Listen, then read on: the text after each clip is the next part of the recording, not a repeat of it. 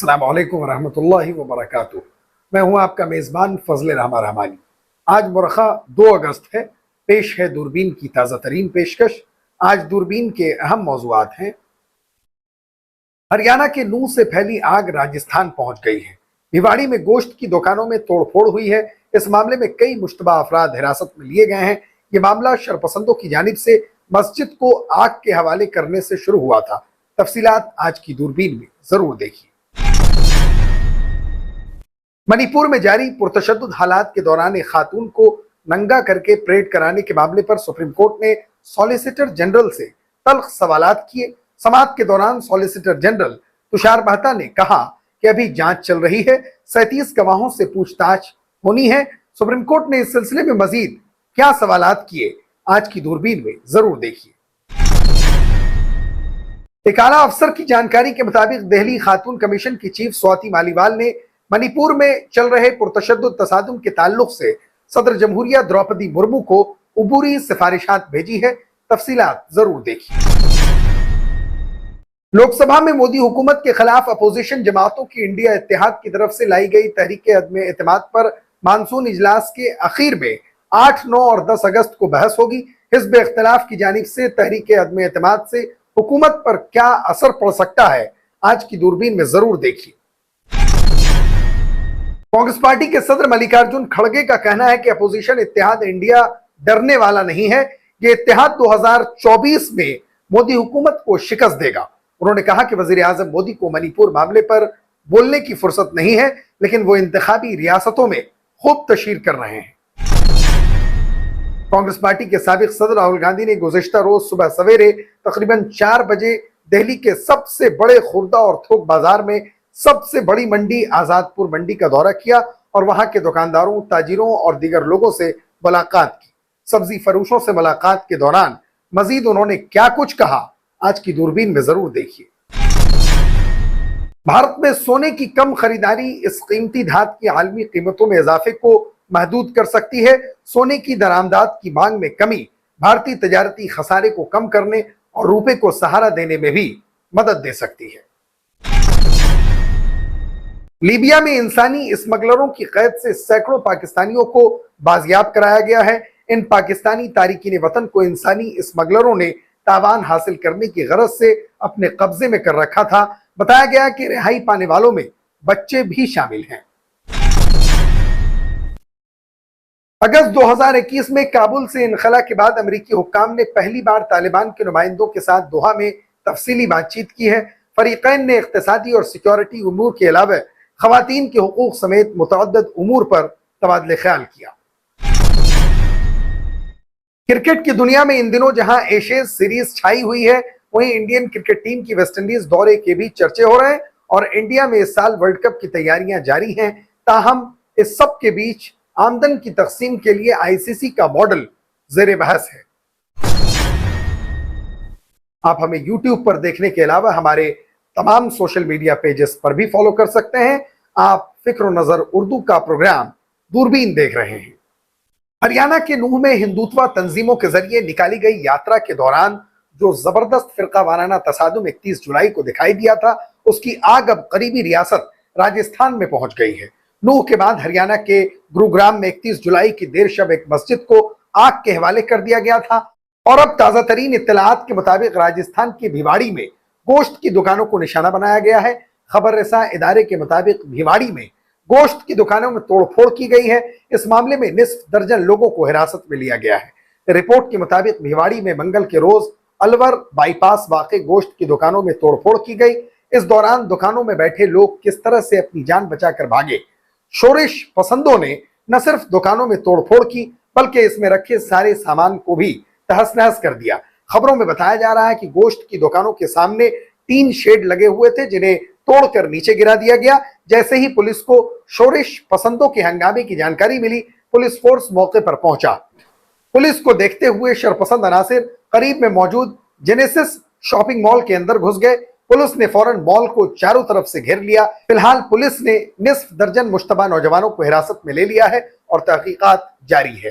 काबिल जिक्र है कि नूह में पहले ही हालात इंतहाई कशीदा हैं और इंटरनेट पर पाबंदी लगा दी गई है। नूह में हुए तशद्दुद के दौरान 2 होमगार्ड समेत 5 लोगों की मौत हो चुकी है, जबकि दर्जन भर पुलिस अहलकार इस वाकये में जख्मी भी हुए हैं। नूह की आग इससे मुल्हिका इलाकों तक तेजी से फैल रही है। नूह से ही मुल्हिक सोहना से भी तशद्दुद की खबरें सामने आई हैं। मणिपुर में जारी तशद्दुद मामले पर सुप्रीम कोर्ट में मंगल के रोज एक बार फिर समाअत हुई। चीफ जस्टिस DY चंद्रचूड़ ने इस दौरान मकामी पुलिस पर सवाल खड़े किए और कहा कि FIR को दर्ज करने में काफी ताखीर हुई। उन्होंने यह भी कहा कि हालात पूरी तरह से बेकाबू हैं और वहां कोई कानून का राज नहीं है। चीफ जस्टिस ने सॉलिसिटर जनरल तुषार मेहता से यह तल्ख सवाल भी किया कि वीडियो में जो खवातीन हैं उनका बयान है कि पुलिस ने ही उन्हें भीड़ के हवाले किया, तो फिर पुलिस वालों पर क्या कार्रवाई हुई। इसके जवाब में सॉलिसिटर जनरल ने कहा कि मामला CBI को दे दिया गया है। गुज़िश्ता रोज हुई समाअत में सॉलिसिटर जनरल ने कहा कि उन्होंने मणिपुर तशद्दुद मामले पर स्टेटस रिपोर्ट तैयार की है। ये एक हसास मामला है। 3 मई के बाद अभी तक मजमूई तौर पर 6532 FIR दर्ज हुई हैं। इनमें 11 FIR खवातीन और बच्चों के खिलाफ तशद्दुद जिनसी इस्तेसाल को लेकर हैं। तशद्दुद के दौरान जो भी लाशें बरामद हुई हैं उन सभी का पोस्टमार्टम हुआ है। 2 कुकी खवातीन के साथ हुई इस मद्दरी मामले में सॉलिसिटर जनरल ने जानकारी दी है कि अभी जांच चल रही है और 37 गवाहों से पूछताछ हुई है। जल्द कार्रवाई के लिए FIR को CBI के पास मुंतकिल किया गया है। समाअत के दौरान चीफ जस्टिस ऑफ इंडिया ने पूछा कि इस मामले में FIR कब हुई थी।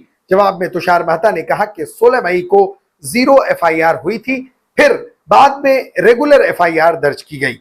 उन्होंने मजीद जानकारी दी कि अभी तक इस मामले में 7 लोगों को गिरफ्तार किया गया, जिसमें एक नाबालिग भी शामिल है। दिल्ली खातून कमीशन DCW की चीफ स्वाति मालीवाल ने मणिपुर में चल रहे पुरतशद्दुद तसादुम के ताल्लुक से सदर जमहूरिया द्रौपदी मुर्मू को उबूरी सिफारिशात भेजी हैं।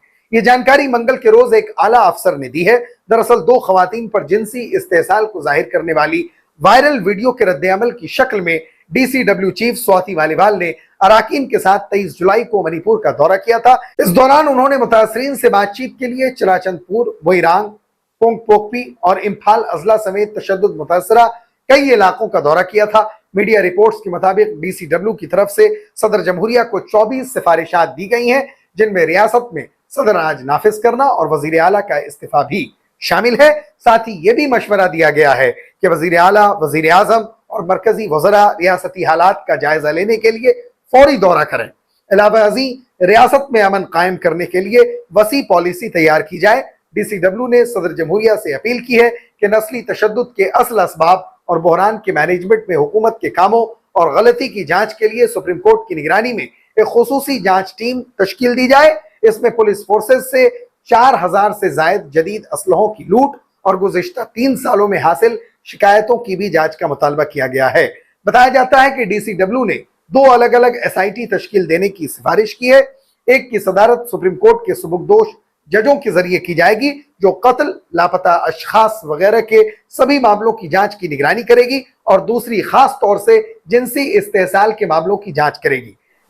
DCW ने एक बयान में कहा कि इससे आगे मशवरा दिया गया है कि जिनसी इस्तेसाल के सभी मामलों को CBI को सौंप दिया जाना चाहिए और रियासत के बाहर तरजीहात की बुनियाद पर दिल्ली में फास्ट ट्रैक कोर्ट में समाअत होनी चाहिए। दिल्ली खातून कमीशन ने जिनसी तशद्दुद के मामलों की रिपोर्ट करने के लिए एक हेल्पलाइन शुरू करने का मशवरा दिया है, ये बताते हुए कि जिनसी इस्तेसाल का इस्तेमाल अक्सर तशद्दुद वाले इलाके में कमजोर लोगों को बेइज्जत करने और दहशत ज़दा करने के लिए एक असलहा की शक्ल में किया जाता है।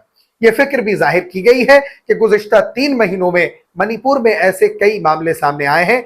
मालीवाल ने मणिपुर के हालात पर बहस के लिए सदर जमहूरिया से वक्त भी मांगा है और कहा है कि मणिपुर में हालात बहुत परेशान करने वाले हैं, फौरी अमन बहाली के लिए कदम उठाए जाने की जरूरत है। लोकसभा में मोदी हुकूमत के खिलाफ अपोजिशन जमातों के इंडिया इत्तेहाद की तरफ से लाई गई तहरीक अदम एतमाद पर मानसून इजलास के आखिर में 8, 9 और 10 अगस्त को बहस होगी। आपको याद दिला दूं कि अपोजिशन मणिपुर मामले पर लगातार हंगामा कर रहा है और वजीर आजम मोदी से ऐवान में इस पर बयान देने का मुतालबा कर रहा है, जबकि हुकूमत का कहना है कि वो कवायद के मुताबिक बहस के लिए तैयार है और चूंकि ये मामला वजारत दाखिला के तहत आता है, इसलिए वजीर दाखिला ही इस पर बयान दे सकते हैं। हुकूमत के खिलाफ लोकसभा में अदम एतमाद की तहरीक कांग्रेस समेत अपोजिशन जमातों ने 26 जुलाई को पेश की थी। जिसे स्पीकर ओम बिरला ने बहस के लिए कबूल कर लिया। उस दिन कांग्रेस के गौरव गोगोई ने अदम एतमाद की तहरीक पेश करते हुए स्पीकर को बताया कि वो और उनकी पार्टी और अपोजिशन जमातों का इत्तेहाद इंडिया के दीगर अरकान पार्लियामान हुकूमत के खिलाफ अदम एतमाद की तहरीक पेश कर रहे हैं। तहरीक अदम एतमाद को कबूल करने से पहले 50 अरकान के दस्तखत जरूरी हैं और जब स्पीकर ओम बिरला ने पाया कि तहरीक में तमाम जवाबित की पासदारी की गई है तो उन्होंने इसे मंजूर कर लिया। अपोजिशन का इल्जाम है कि मोदी हुकूमत उनकी बात नहीं सुन रही है और मणिपुर पर बहस नहीं करा रही है। इसका हल निकालते हुए अपोजिशन इत्तेहाद ने अरकान से हुकूमत के खिलाफ तहरीक अदम एतमाद लाकर उसे घेरने का दाव चला है। लोकसभा में बीजेपी की क़यादत वाले इत्तेहाद की अक्सरियत की वजह से इस तजवीज से कोई फर्क नहीं पड़ता, लेकिन अपोजिशन को मणिपुर, महंगाई, बेरोजगारी और दीगर मसाइल पर हुकूमत पर हमला करने का मौका मिल जाएगा। कायदे के मुताबिक तहरीक पेश करने के 10 दिन के अंदर इस पर बहस शुरू कराई जानी चाहिए। इसके मुताबिक अगर बहस 8 अगस्त को शुरू होती है तो ये कवायद के तहत आती है। अपोजिशन जमातें बार बार स्पीकर से पूछ रही हैं कि पिछली बार जब हुकूमत के खिलाफ तहरीक पेश की गई थी तो बहस जल्द शुरू कर दी गई थी, लेकिन इस बार जानबूझकर ताखीर की जा रही है। हुकूमत का कहना है कि बहस के लिए जो वक्त मुकर्रर है उस वक्त के अंदर ही कराई जाएगी। कांग्रेस पार्टी के कौमी सदर मल्लिकार्जुन खड़गे ने एक बार फिर मोदी हुकूमत पर इल्जाम आयद किया है कि वो अपोजिशन को पार्लियामान में बोलने नहीं दे रहे। हालांकि उन्होंने अज़्म जाहिर किया है कि अपोजिशन इत्तेहाद इंडिया किसी भी हाल में डरने वाला नहीं है। इंडिया इत्तेहाद मोदी हुकूमत का मुकाबला करेगा और 2024 में मोदी हुकूमत को शिकस्त देगा। साथ ही खड़गे ने कहा कि वजीर आजम मोदी ऐवान में मणिपुर तशद्दुद पर जवाब देने की जगह इंतखाबी रियासतों में तशहीर कर रहे हैं। वजीर आजम मोदी को मणिपुर तशद्दुद पर बोलने की फुर्सत नहीं है। ये बातें मंगल के रोज मल्लिकार्जुन खड़गे ने अपोजिशन इत्तेहाद इंडिया में शामिल पार्टियों के साथ दिल्ली के विजय चौक पर सहाफियों से बातचीत के दौरान कही। उन्होंने कहा कि वो ये प्रेस कॉन्फ्रेंस इसलिए कर रहे हैं क्योंकि मोदी हुकूमत अपोजिशन को पार्लियामान में बोलने नहीं दे रही है। मोदी हुकूमत गलतफहमी फैलाने की कोशिश कर रही है कि अपोजिशन मणिपुर तशद्दुद पर बहस के लिए तैयार नहीं है, लेकिन अपोजिशन इस इशू पर बहस के लिए गुज़िश्ता 11 दिनों से इंतजार कर रहा है। खड़गे का कहना है कि मणिपुर तशद्दुद पर 65 अरकान पार्लियामान ने रूल 267 के तहत बहस का नोटिस दिया है। इंडिया इत्तेहाद मणिपुर पर रूल 267 के तहत बहस का मुतालबा कर रहा है, जबकि मोदी हुकूमत रूल 176 के तहत बहस की बात कर रही है। दोनों में बहुत ज्यादा फर्क है। रूल 176 के तहत सिर्फ थोड़े वक्त के लिए बहस होती है, जबकि रूल 267 के तहत तवील बहस होती है। मणिपुर तशद्दुद संजीदा मौजू है, इसलिए अपोजिशन के जरिए रूल 267 के तहत तवील बहस का मुतालबा किया जा रहा है। खड़गे ने याद दिलाते हुए कहा कि 17 अगस्त 2012 को शुमाल मशरिक के बाशिंदों पर हमले को लेकर बीजेपी रुकने पार्लियामान की तरफ से सवालात उठाए जाने पर वक्फे सवाल मुलतवी किया गया था। उस वक्त के वजीर आजम मनमोहन सिंह ने बहस में हिस्सा लिया था और जवाब दिया था। ऐसी मजीद कई मिसालें हैं। खड़गे ने कहा कि वजीर आजम मोदी पार्लियामान छोड़कर इंतखाबी रियासतों में तशहीर कर रहे हैं, अपोजिशन पार्टियों के खिलाफ बोल रहे हैं, लेकिन वजीर आजम मोदी के पास मणिपुर तशद्दुद पर बोलने की फुर्सत नहीं है। मणिपुर तशद्दुद में 200 से ज्यादा लोग हलाक हो चुके हैं, 5000 लोग जख्मी हुए हैं, तकरीबन 60,000 लोग नकल मकानी पर मजबूर हुए हैं, घर और दुकानें जल रही हैं, खवातीन के साथ बर्बरियत हो रही है। इसके बावजूद वजीर आजम मोदी ऐवान में मणिपुर तशद्दुद पर बात नहीं करना चाहते हैं। इंडिया इत्तेहाद चाहता है कि वजीर आजम मोदी मणिपुर तशद्दुद पर ऐवान में बयान दें, लेकिन वजीर आजम ऐवान में आकर बात करने को तैयार नहीं है। कांग्रेस पार्टी के साबिक सदर राहुल गांधी ने गुज़िश्ता रोज सुबह सवेरे तकरीबन 4 बजे दिल्ली के सबसे बड़े खुर्दा और थोक बाजार में से एक मंडी आजादपुर मंडी का दौरा किया और वहां के दुकानदारों, ताजिरों और दीगर लोगों से मुलाकात की। इस दौरे ने यह वाजे कर दिया कि राहुल गांधी की भारत जोड़ो यात्रा 136 दिनों तक महदूद नहीं थी, बल्कि वो अभी भी जारी है और मोहब्बत की दुकान कभी भी बंद नहीं हो सकती। इससे पहले भी कांग्रेस रहनुमा ने सोनीपत में धान की रोपाई करने और करोल बाग के बाइक रिपेयरिंग मार्केट में एक इंजीनियर से मुलाकात की थी। अपने इस अचानक दौरे के दौरान राहुल गांधी ने सब्जियों और फलों की बढ़ती हुई कीमतों के बारे में दुकानदारों से बात की, जिससे मुल्क भर के खानदान मुतासिर हो रहे हैं। उन्होंने अपनी जिंदगी की जमीनी हकीकत को समझने के लिए उनकी मुश्किलात को गौर से सुना। उन्होंने हुकूमत पर तनकीद करते हुए इल्जाम लगाया कि वो अमीरी और गरीबी के खलीज को कम करने के बजाय मुआशरे में तकसीम पैदा कर रही है। जैसे ही राहुल गांधी आजादपुर सब्जी मंडी पहुंचे, वैसे ही लोगों की भीड़ उन्हें देखने के लिए जमा हो गई और इस मौके पर लोगों ने राहुल गांधी से बात की और उन्हें अपने मसाइल से आगाह भी किया। इससे पहले भी राहुल गांधी ने ट्विटर पर एक आजादपुर के ही सब्जी फरोश का वीडियो शेयर करके मोदी हुकूमत पर तनकीद की थी। राहुल गांधी ने कहा था कि सब्जियों जैसी चीजें भी आम लोगों की पहुंच से दूर होती जा रही हैं, अमीर और गरीब का फर्क बढ़ता जा रहा है। ऐसे वक्त में गरीबों के लिए खड़ा होना जरूरी है। काबिल जिक्र है कि कुछ दिन पहले राहुल गांधी ने सोनीपत में धान रोपाई करने वाले किसानों से मुलाकात की थी। राहुल ने किसानों की खेतों में पहुंचकर उनसे मुलाकात भी की। इस दौरान उन्होंने खुद अपने हाथों से धान की काश्त की थी। इससे पहले राहुल गांधी करोल बाग के बाइक रिपेयरिंग मार्केट भी पहुंचे थे, जहां उन्होंने मैकेनिक से मुलाकात की थी।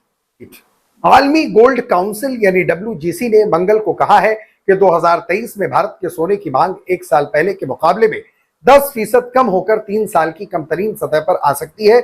इसकी वजह सोने की रिकॉर्ड बुलंद कीमत की वजह से खुर्दा खरीदारी में आने वाली कमी है।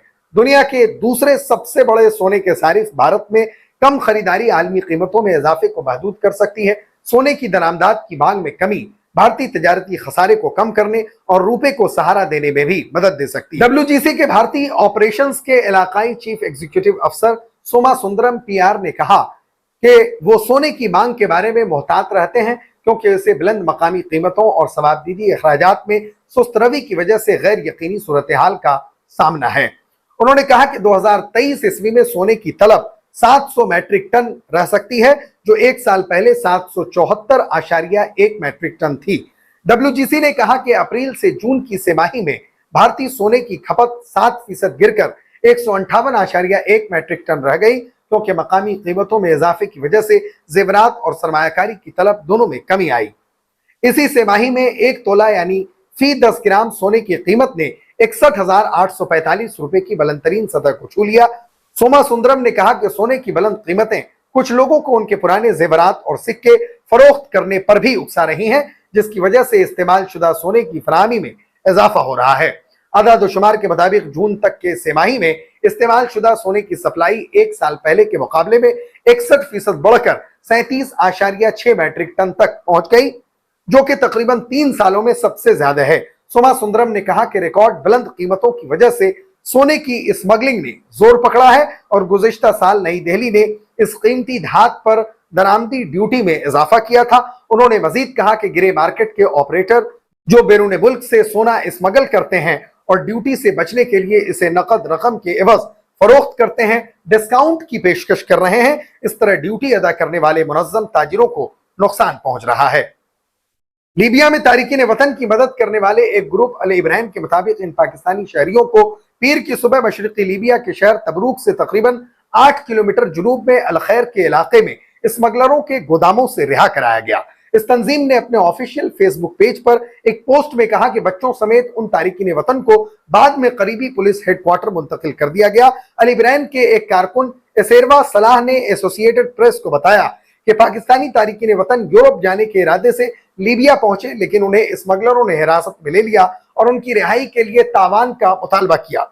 इस बारे में मजीद तफसीलात नहीं दी गई। अल इब्राहिम के फेसबुक पेज पर पोस्ट की गई कई तस्वीर में मुबैना तौर पर आजाद किए गए पाकिस्तानी तारिकीन वतन को एक गोदाम के बाहर बैठे दिखाया गया है।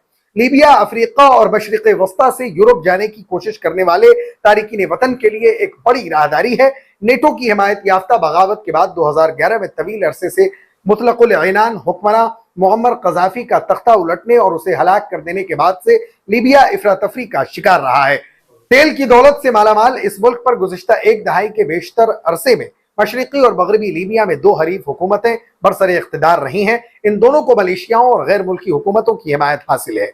इंसानी स्मगलरों ने अदम इस्तेहकाम की इस दहाई से फायदा उठाते हुए मिस्र, अल्जीरिया और सूडान समेत 6 ममालिक से तारिकीन वतन को सरहदों के पार स्मगल किया।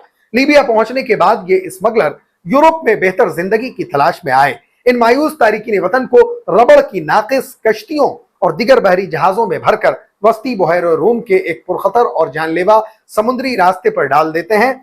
जून में लीबिया से तकरीबन 350 पाकिस्तानियों समेत 700 तारिकीन वतन को लेकर यूरोप रवाना होने वाली ये खस्ताहाल कश्ती यूनान के साहिल पर डूब गई थी। इस हादसे में सिर्फ 12 पाकिस्तानियों समेत 104 अफराद को बचाया जा सका था। माशी बहरान के शिकार पाकिस्तान से हजारों नौजवान बैरून मुल्क मुलाजमत की तलाश में अपना मुल्क छोड़कर जा रहे हैं। इनमें बहुत से लोग बिलाखिर यूरोपीय साहिलों तक पहुंचने की उम्मीद में लीबिया का रुख करते हैं। अमेरिकी और तालिबान हुक्काम दोनों ने दोहा में होने वाली 2 रोजा बातचीत की तस्दीक की है। अमेरिकी वजारत खारजा के तर्जुमान मैथ्यू मिलर ने वाशिंगटन में जारी करदा एक बयान में बताया कि 30 और 31 जुलाई को कतर वाक़े दोहा में तालिबान के आला नुमाइंदों और सीनियर टेक्नोक्रेट प्रोफेशनल्स के दरमियान मुलाकात हुई ताकि इंतहाई अहम मफादात के हवाले से बातचीत का सिलसिला जारी रहे। इस मीटिंग में अफगान खवातीन के लिए खुसूसी अमरीकी सफीर रैना अमीरी और अफगानिस्तान में अमरीकी मिशन की सरबराह कारियन डेकर भी मौजूद थी।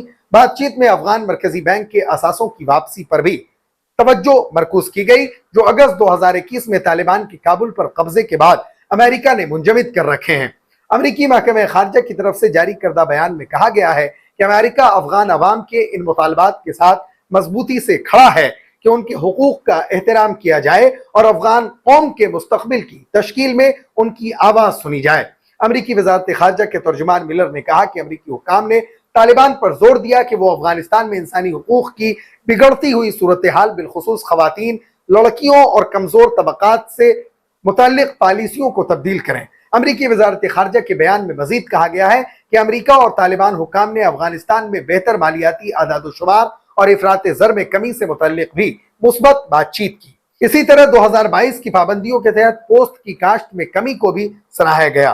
दूसरी तरफ तालिबान के आला तर्जुमान ज़बीहुल्लाह मुजाहिद ने भी इस मीटिंग की तस्दीक करते हुए सोशल मीडिया पर एक पोस्ट में इसकी इत्तला दी। उन्होंने बताया कि वजीर खारजा अमीर खान मुत्तकी ने अफगानिस्तान के लिए अमेरिका के खुसूसी नुमाइंदे थॉमस वेस्ट और उनकी टीम के साथ दोहा में मुलाकात की और अहम उमूर पर तबादले ख्याल किया। क्रिकेट की दुनिया में इन दिनों जहां एशेज सीरीज छाई हुई है, वहीं इंडियन क्रिकेट टीम के वेस्टइंडीज दौरे के भी चर्चे हो रहे हैं और इंडिया में इस साल वर्ल्ड कप की तैयारियां जारी हैं। ताहम इस सब के बीच आमदन की तकसीम के लिए आईसीसी का मॉडल जेर बहस है। भारतीय cricket team world cup test championship के फाइनल में तो ऑस्ट्रेलिया को शिकस्त न दे सकी, लेकिन वो होम वर्ल्ड कप में फेवरेट्स में से एक है। वर्ल्ड कप के इनेकाद से कबल रवा माह इंटरनेशनल क्रिकेट काउंसिल के इजलास में यह वाजे हुआ कि भारतीय क्रिकेट बोर्ड यानी बीसीसीआई का दुनिया क्रिकेट पर गलबा बरकरार रहेगा। रवा माह डरबन में होने वाले इजलास के बाद यह बात सामने आई है कि साल 2024 से 2027 तक इंडियन क्रिकेट बोर्ड को आईसीसी की सालाना आमदन का 38.5% हिस्सा मिलेगा। यह रकम तकरीबन $231 मिलियन है। यह रकम कितनी बड़ी है, इसका अंदाजा इस बात से लगाया जा सकता है कि 10 साल कबल बिग थ्री यानी भारत, ऑस्ट्रेलिया और इंग्लैंड ने मिलकर इतने हिस्से का मुतालबा किया था, जबकि अब इतना हिस्सा सिर्फ इंडिया को मिल रहा है। अगरचे इस मॉडल को नाफिज नहीं किया गया, ताहम उनके मुतालबे का असर यह हुआ था कि बीसीसीआई को 2015 से 2023 तक आईसीसी की आमदन में से 22% हिस्सा मिला। दर हकीकत जब शशांक मनोहर 2015 में आईसीसी के सरबराह बने तो उन्होंने तीनों ममालिक को सबसे ज्यादा आमदनी देने वाले मॉडल को यह कहते हुए मुस्तरद कर दिया था कि इससे अमीर बोर्ड्स मजीद अमीर और गरीब क्रिकेट बोर्ड्स गरीब तर हो जाएंगे। फिक्र नजर की खास बुलेटिन दूरबीन की गुज़िश्ता पेशकश में मोहम्मद साजिद हसन, शाहिद रहमानी, नसीम अहमद रहमानी नदवी, मुश्ताक शेख साहिबान ने अपना कीमती तबसरा करके हमारी हौसला अफजाई की है। हम अपने तमाम नाजरीन का शुक्रिया अदा करते हैं। आप मुझसे और हमारे साथियों से ट्विटर पर भी राब्ता कर सकते हैं। हमारा ट्विटर हैंडल है @फिक्रोनजर। शुक्रिया।